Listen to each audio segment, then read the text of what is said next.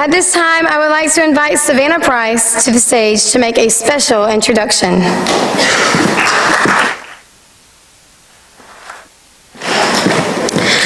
I asked her what I should write for her introduction. She said, "You've seen me at my worst, you've seen me at my best, and you still love me. Make people see what you see." Well, that's not so easy since I started all the way back in kindergarten. But here goes nothing. She's resilient like no one else I've ever seen. If she does something, she does it 100% and not a bit less. She's afraid of failure, but she's also a risk taker. She's beautiful inside and out. She's confidently herself in all the best ways. She's given all of these things to this association and so much more this year. She's my best friend and one of your amazing vice presidents. For the last time, here's Ms. Payton Busbee.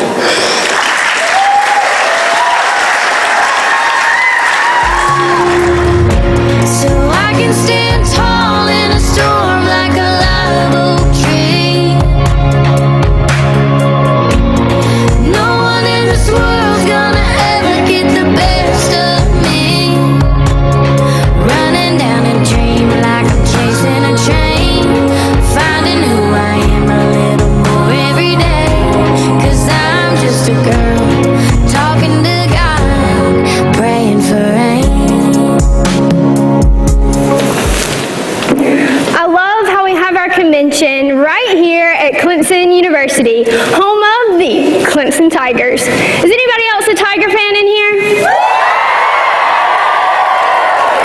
That's what I'm talking about. I think about the only sports-related thing that I really care to watch other than Tiger football are football movies. Am I right? We all remember the Titans and The Blind Side, but my favorite football movie is Facing the Giants. Facing the Giants is a movie about a small-town football coach and his struggle to keep his home, marriage, and football team intact. After several seasons with absolutely no wins, members of the community begin trying to remove Coach Taylor from his position. He's ready to throw the towel in until a man by the name of Mr. Bridges comes to offer him some words of encouragement through a short story. Once, there were two farmers. Both farmers desperately needed rain, and they both prayed for the rain. But only one farmer went out and prepared his fields to receive it. Who do you think trusted God to send the rain? Deep stuff, am I right? The lesson seems pretty clear to me. We must work hard to prepare our fields, and we should always have the faith to pray for rain. But I think we should also remember to open our hearts to receive it. Contrary to what I once believed, it's not always about proving yourself or succeeding, but instead about the people who help you each step of the way. Now, I gotta be honest with y'all, I am a disorganized mess. I like the idea of organization, I really do. Each year on the first day of school, I would come in with a monogram binder, perfectly labeled folders, and 1,000 colored pens. But without fail, every year, by about the third week of school, that same binder would be lost somewhere in the disaster that is my car, and I'd be writing with a crusty half-sharpened pencil that somebody dug up out of the bottom of their book bag. That's the kind of person I am. So last year, when my ag teacher, Miss Finley, gave me this journal to use as a tool to prepare for state office, I was not convinced. She gave it to me and said, "Carry it with you everywhere and write down anything you think will help. Quotes, stories, personal experiences, FFA facts and figures, interview questions and word-perfect answers, everything." Believe it or not, I did. For the next month, I carried around not only this journal, but a massive binder slapped full of ag-related printouts, every Agribiz and New Horizons magazines I could get my hand on, and countless sticky notes and colored pens. For weeks, I pored over this journal, writing stories and sticky note flip charts. This journal followed me into the week of state convention, and it's a good thing too. I remember sitting down in my very first non-com interview with my palms sweating and my knees shaking when a non-com member got right to business with a question. How would you describe your work ethic? My mind race, and all I could think was, work ethic? I know what that is. I know that I have one. But after that, I blanked. My throat started to close up, and I started to panic. I began that downward spiral. One interview, and you messed it all up. Way to go. Until, in a moment I can only describe as divine intervention, I remembered a quote I had written in my journal. Study while others are sleeping. Work while others are playing. Pray while others are doubting. How fitting. Written in other words, this quote reminded me that if I worked hard to prepare my fields, when the time came and I needed it most, kind of how I did in that interview, God would send the rain. You see, life is stressful, and there are so many unknowns, but if we work hard to prepare our fields, we know in the end it will all be okay. Praying for rain means having the faith to understand that what's meant to you will come to you. Life is stressful, but we know in the end it will all be okay. You see, where are you right now? Are you letting the stresses and anxieties of life tie you down and hold you back? Where are you trying to go? Have you had the time to prepare your fields, and have you had the faith to pray for rain? You see, my life is a constant cycle of preparing my fields and praying for rain. But before the rain comes, we often experience drought. You see, I got to be honest with you about something else too. I don't always find myself in the greatest of circumstances, and not many people expected much to come from a girl like me. I felt pain at 3 years old when I knew my mom, who struggled with mental illness and addiction, was never coming home. And I suffered loss at 10 when my dad had to explain to me how she had taken her own life. And I know fear every time someone tries to get close to me, because to know me is to see me. Not all parts of me are pretty. This year has been no different. I felt pain when I found out the woman I now call my mom was in a school bus wreck that should have taken her life. I suffered losses when people I considered my friends walked out of my life for good, and I felt fear every time I thought of the 7,600 FFA members looking to me as a leader. And trust me when I tell you, there were still plenty of people waiting for me to fail. To top it all off, a few weeks ago, I was forced to face my deepest fear. I sat in a small office with my palms sweating, my knees shaking, across from a counselor who didn't hesitate to get right to business. She had me fill out paper after paper and take assessment after assessment. She asked me a multitude of questions and then listened carefully to my answers. After what seems like a lifetime had passed, she looked up at me and said, "Payton, your scores on these assessments came back off the charts.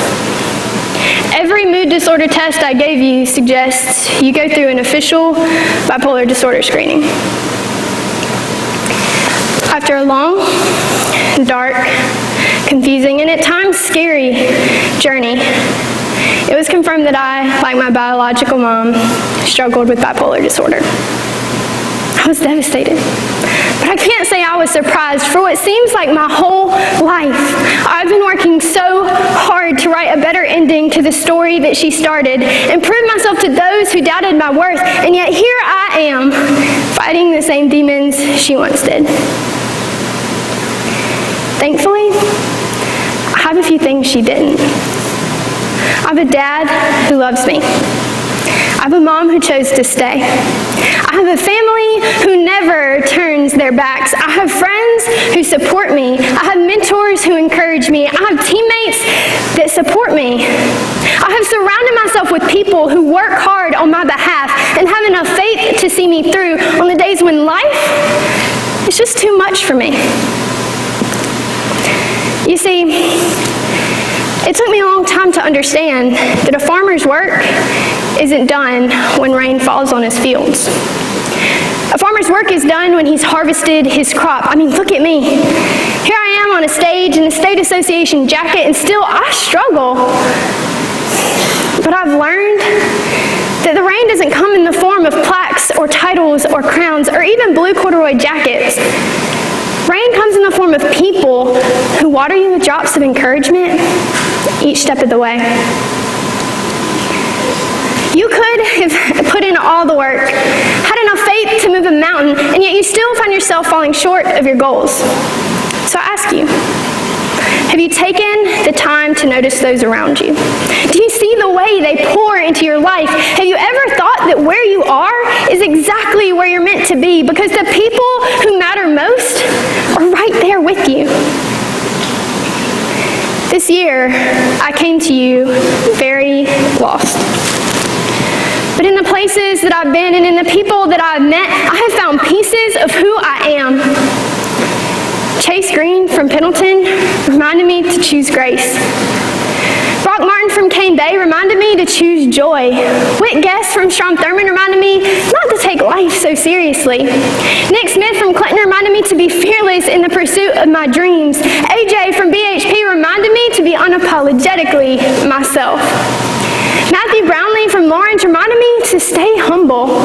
Cooper Brown and Tristan Nisbet from Wagner Sally reminded me to be a good friend. And John Ammons from Pendleton reminded me that we write our own stories. My teammates reminded me that I am enough, to find joy in my journey, to be moved, to seek opportunity, and to dig deeper. You see, we prepare our fields by taking charge of our own life and working hard to better our own circumstances while having the faith to pray for rain. We'll know success when we work hard, prepare our fields, and pray for rain, but you won't know fulfillment until you take the time to appreciate those around you. Acknowledge and appreciate the people who pour into your lives, and you will receive the only rain you ever truly needed to grow: love, encouragement, and support. I am here to remind you, as you have reminded me, that our work may not be done, but we can choose to dance in the rain. After all, it's the people we surround ourselves who make the work worth doing. So South Carolina FFA, I challenge you, work hard, open your hearts, prepare your fields, and pray for rain. So I can stand tall in a storm like a live oak tree. No one in this world's gonna ever get the best of me. Running down a Payton, dream like I'm chasing your knowledge of makeup and Parley Pro is unlike any other. You love ranch more than any other person we've ever met. Thank you for teaching us that if we pray for rain, we could have one of the most abundant harvests. This team would truly be lost without you. Just 1 year, just one team, just one you. Love always, Amanda, Erica, Mariah, Emily, and Jesse. my grand. Ladies and gentlemen, it is my honor to introduce to you for the final time your 2018-2019 State Vice President, Payton Busbee. That I never change.